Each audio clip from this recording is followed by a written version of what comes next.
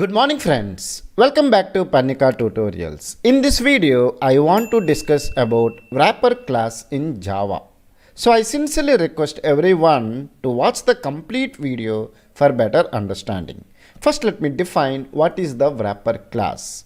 The wrapper class in Java provides the mechanism of converting the primitive data types like int, byte, short, long, float, double, char, boolean into objects. We have totally 8 primitive data types are there. If you want to convert them into an object, the wrapper class will do it. So the wrapper class provides the mechanism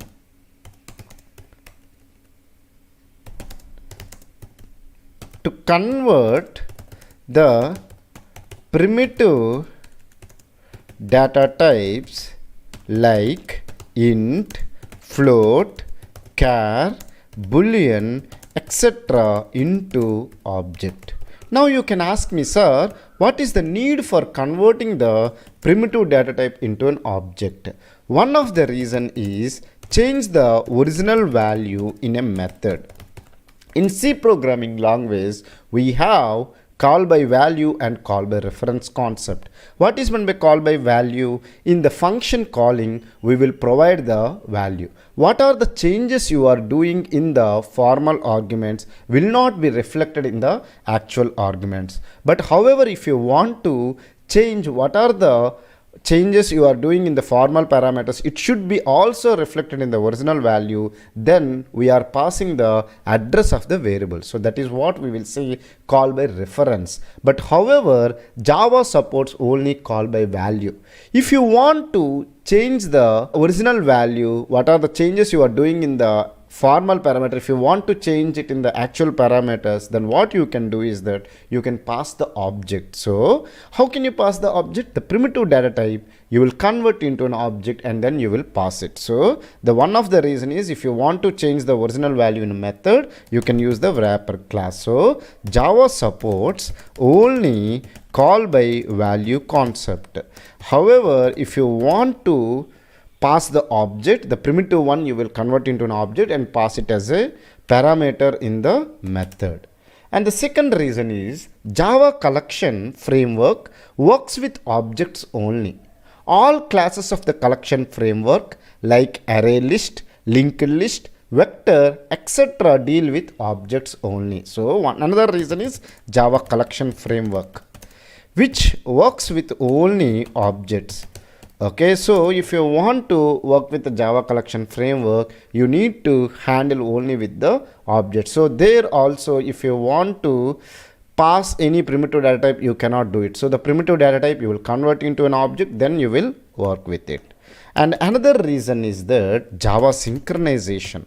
Okay, what is the need for synchronization is in multi-threading you will use this concept. So Java synchronization works with objects in multi-threading. So there also you need to use the wrapper class to convert the primitive data type into objects. So for all these reasons, we need a wrapper class which converts the primitive data type into an object.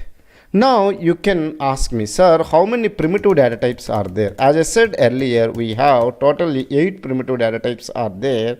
One is int, then you have byte, and then you have short, long, float, double, char, and then you have the boolean.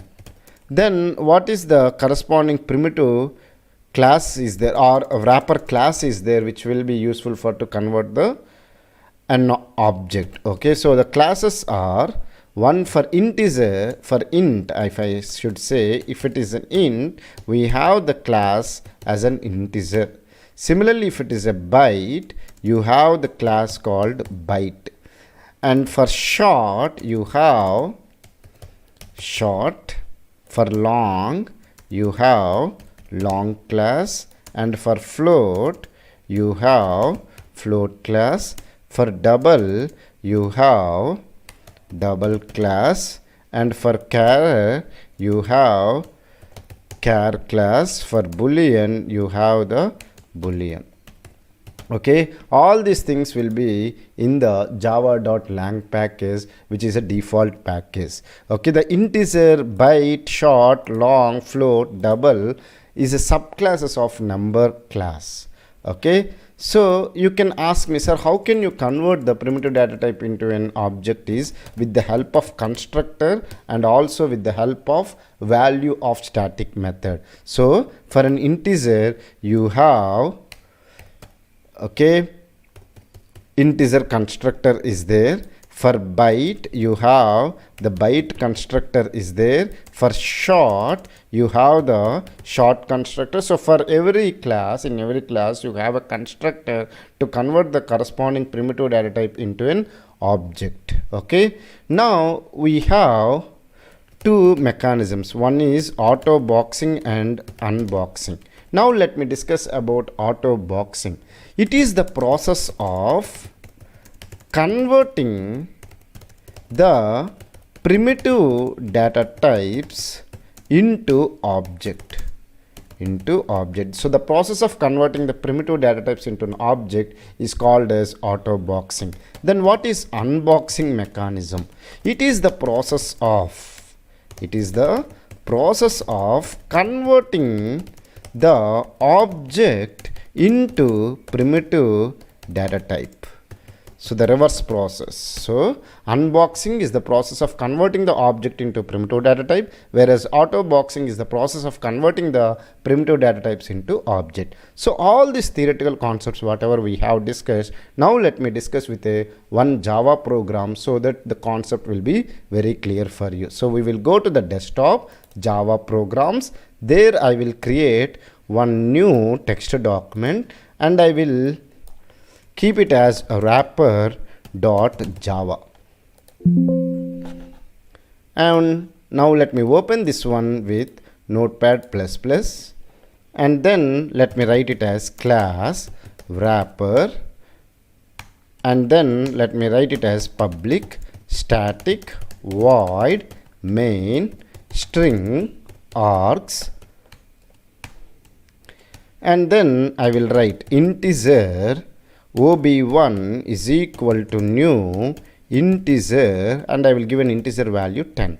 Now what will happen? This integer value 10, okay, will be converted into an object called ob1. Similarly, even you can provide like as a string also. ob2 is equal to new integer. I will give the 20 in the double quote, so string, okay, then also it will be converted. Similarly, integer ob3 is equal to integer dot value of method. I told you earlier, even you can use the constructor or the value of static method. Okay, as it is a static method, I am calling with the help of a class called integer. Similarly, I can write integer ob4 is equal to integer dot value of I will give the 40 as a string. Now let me print those values. So let me write it as system.out.println ob1 has, let me give plus concatenation ob1. Let me copy this one and paste it so that I can print the values of ob2, ob3, ob4. Okay, ob2 has, then ob3 has, ob4 has, and here let me write it as ob2, ob3, ob4.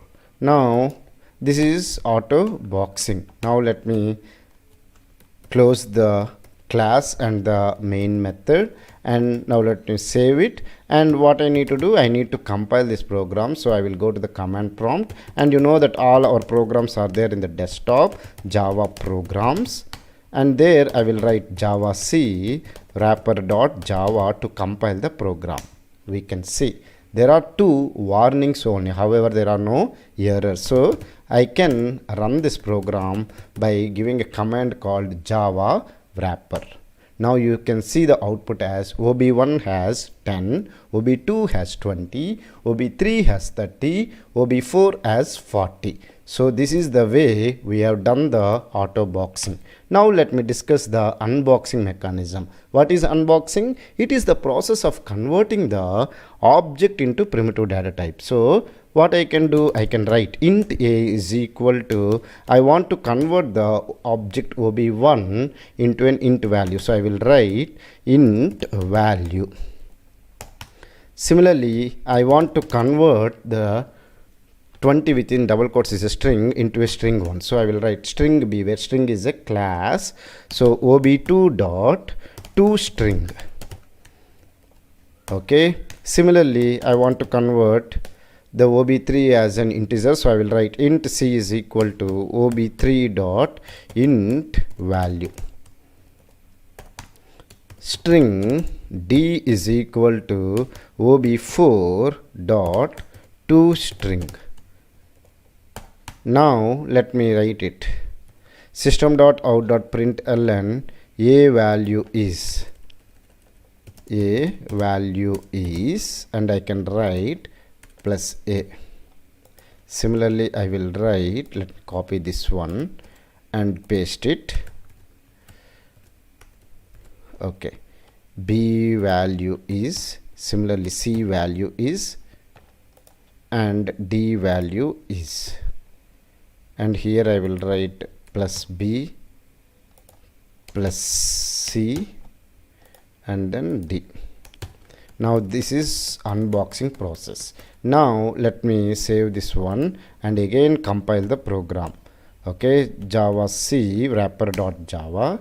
Again we got the two warnings. Let me run it. So java wrapper. So we got the a value is 10, b value is 20, c value is 30, d value is 40. Now let me do small change here. Instead of 20, I will give a string Parnika. Then you can see what will happen. Okay, we'll get an exception. Look at here. Let me compile the program. There are only warnings. Let me run it. Now you can get an exception. What is that exception? Number format exception. Okay, so that's why you need to give only integer values. Now let me discuss one more example for better understanding. Let me give some boolean a is equal to true, and then I will want to convert into an object. So I will write boolean b is equal to new boolean, and I will give a value. Then so what is happened? The a is having the boolean value true, that I am converting into an object called b with the help of a constructor called boolean. And now you can see what is it. Let me write here system. Let me copy this one. Okay, b is having, and let me write plus b. Now let me save it and let me compile it. Warning, only one warning is there. Let me run it. So we got b is having true. So I hope it is clear for you how to work with the wrapper class and what is the need for an wrapper class and why should we convert an primitive data types into an object. If you still have any doubts related to this concept, feel free to ask me in the comment section. I will try to clear your doubts as early as possible. Thank you for watching the complete video. Have a nice day.